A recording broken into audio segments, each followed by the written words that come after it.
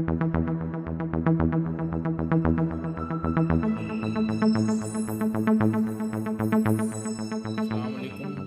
ST news network के साथ मैं हूं सज्जाद तरीन।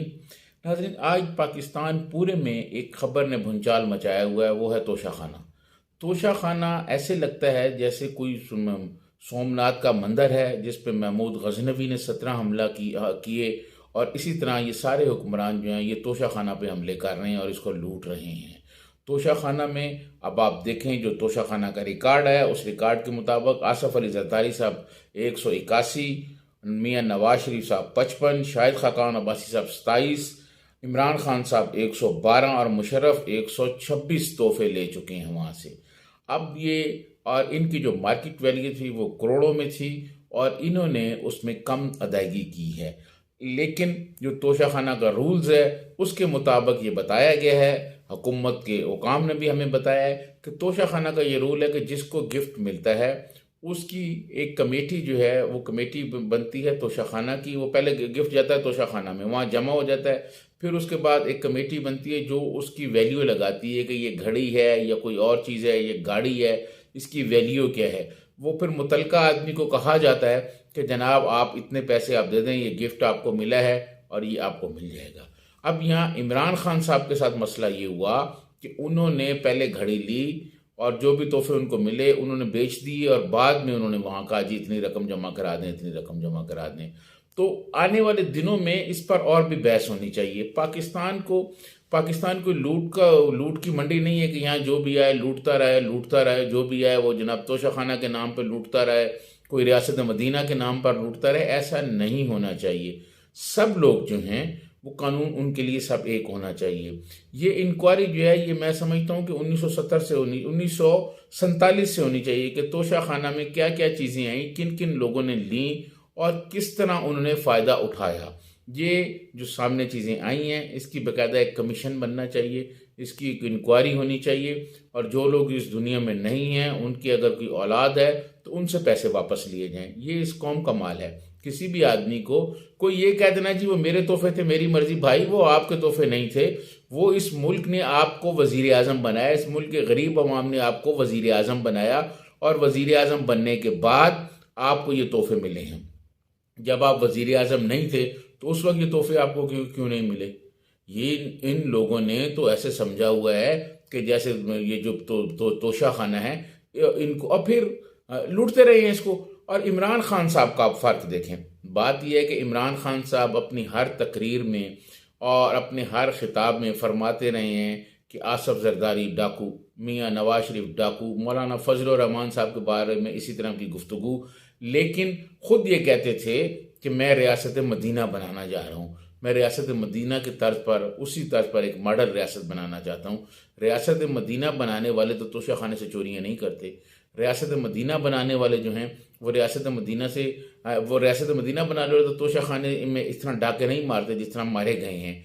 अब इमरान खान साहब जो हैं उनको, उनके बारे में भी जो इंक्वायरी हो रही है, केस चल रही है, वो ठीक है, लेकिन बाकी लोगों के बारे में भी जिन्होंने लिए हैं उनसे भी इंक्वायरी होनी चाहिए, उनसे भी ये पूछना चाहिए।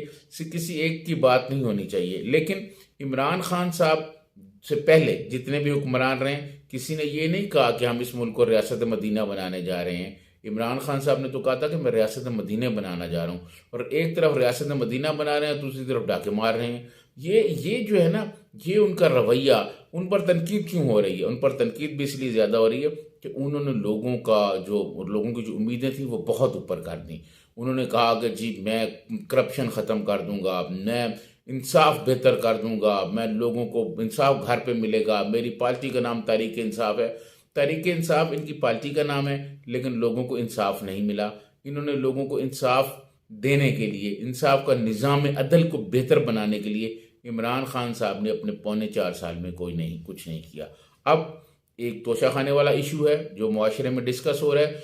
दूसरा इशू नाज़रीन हमारा निज़ाम अदल है कि ये निज़ाम अदल जो है क्या इसको इसी हालत में और इसी शक्ल में बरकरार रखा जाए, और आला अदालतों में जजेस की जो तैनातियाँ हैं क्या वो इसी तरह ही हों और मुख्तलिफ चैम्बर्स और मुख्तलिफ ग्रुप्स से जज आते रहें, या इसको तब्दील किया जाए। मैं ये समझता हूँ कि अब वक्त का तकाजा है, हालात बहुत बदल गए हैं। बदलते हुए हालात में ये जो मौजूदा जजेस की तकर्री का तरीक़ाकार है, इसको तब्दील करना चाहिए।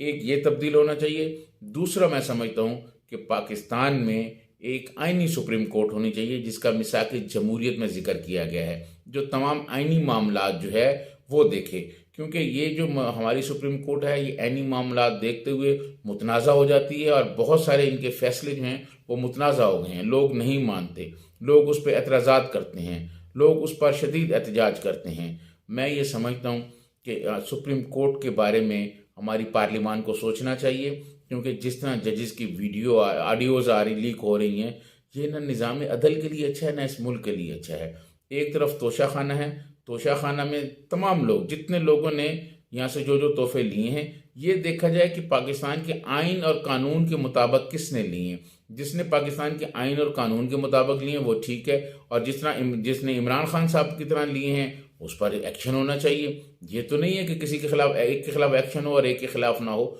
लेकिन उनमें से फ़र्क जो है, जो मियाँ नवाज शरीफ और आसफ अली जरदारी साहब और इमरान खान में जो फ़र्क है वो ये है कि उन लोगों ने ये दावा नहीं किया था कि जी हम रियासत मदीना बनाने जा रहे हैं। अगर आप रियासत मदीना बनाने जा रहे हैं, रियासत मदीना का दावा करते हैं, तो आपको याद होना चाहिए कि रियासत मदीना के जो हुक्मरान थे उससे तो आम आदमी जो है वो क्वेश्चन करता था, और रियासत मदीना के लोग जो हैं वो अपने आम आदमी जो है वो अपने खलीफा पे क्वेश्चन करता था और खलीफा उसका जवाब देता था। खान साहब तो अदालतों में पेश नहीं होते, खान साहब जो हैं वो अदालतों और कानून को खातर में नहीं लाते, वो जनाब कानून को किसी खाते में नहीं लाते और कहते हैं कि मेरी पार्टी का नाम जो है वो तहरीक इंसाफ है और हम इंसाफ का बोलबाला करेंगे।